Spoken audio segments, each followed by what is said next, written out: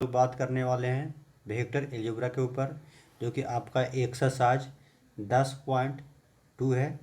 और इस चैप्टर में जितने भी प्रश्न आएंगे सभी का सलूशन हम लोग क्वेश्चन बाय क्वेश्चन करने वाले हैं। तो चलिए, और ये जो एग्ज़ाम के दृष्टिकोण से यदि देखा जाए तो इस चैप्टर में से आपका जो क्वेश्चन रहेंगे ये आपका 15 मार्क्स से लेकर के 18 मार्क्स तक ये सवाल इस चैप्टर से पूछे जा सकते हैं। तो चलिए हम लोग देख लेते हैं आपका सवाल नंबर फर्स्ट क्या है। सवाल आपका फर्स्ट है, compute the magnitude of the following vector. यानी जो दिया हुआ वेक्टर है इन सभी वेक्टर का क्या निकालना है, मैग्नीट्यूड निकालना है।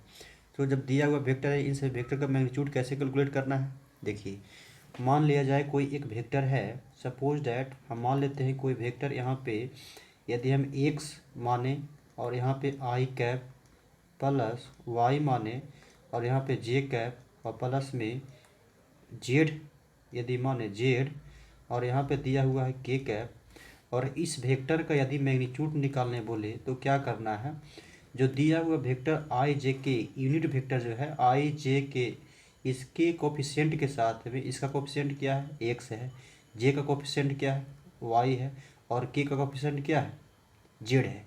तो इन सभी वेक्टर का यूनिट वेक्टर का कोफिशिएंट के गुना कर दीजिए, ठीक है, सॉरी स्क्वायर कर दीजिए और स्क्वायर करके ऐड कर दीजिए, तो ये आपका निकल जाएगा ई वेक्टर का मैग्नीट्यूड। तो इसी टाइप से आपका सवाल पूछा है कि जो दिया हुआ वेक्टर उसका मैग्नीट्यूड निकालिए।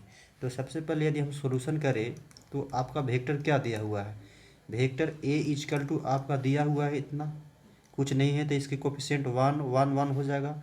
अब दिया हुआ वेक्टर इतना तो इसका मैग्नीट्यूड पूछ रहा है तो अंडर रूट पहले कर दीजिए और आई का कोफिशिएंट 1 हो जाएगा, जे का कोफिशिएंट 1 हो जाएगा और के का कोफिशिएंट 1 हो जाएगा और स्क्वायर कीजिएगा तो 1 + 1 इजकल टू कितना हो जाएगा, √3 हो जाएगा। ये आपका क्या निकला, ये मैग्नीट्यूड निकला। अब इसी प्रकार से वेक्टर बी का मैग्नीट्यूड यदि पूछे तो बी का एक्स आई जे के यूनिट वेक्टर को कोफिशिएंट के साथ देखिए 2 -7 और -3 का स्क्वायर कर दीजिए, तो 2 का स्क्वायर और प्लस में -7 का स्क्वायर प्लस में -3 का होल स्क्वायर। चाहे तो इसको भी कोष्ट में ऐसे कर सकते हैं।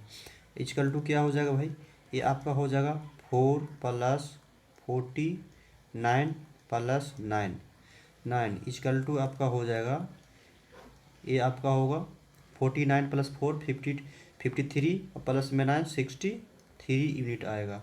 अब इसी प्रकार से यदि देखा जाए वेक्टर सी का मैग्नीट्यूड, तो वेक्टर सी का मैग्नीट्यूड कैसे निकालना है, तो वेक्टर सी का मैग्नीट्यूड के लिए इसी प्रकार से आई जे और के का कोफिशिएंट के स्क्वायर करके ऐड कर दीजिए, तो 1/√3 का होल स्क्वायर प्लस 1/√3 का होल स्क्वायर प्लस -1/√3 का होल स्क्वायर, और इसको यदि ऐड कीजिएगा तो ऐड करने के बाद क्या आ जाएगा 1/3 + 1/3 + 1/3, और इसको अब ऐड कीजिएगा तो यहाँ से 3 हो जाएगा, ऊपर में भी 3 हो जाएगा, कैंसिल आउट करके 1 हो जाएगा, तो इसका मैग्नीट्यूड कितना आ जाएगा 1 आ जाएगा।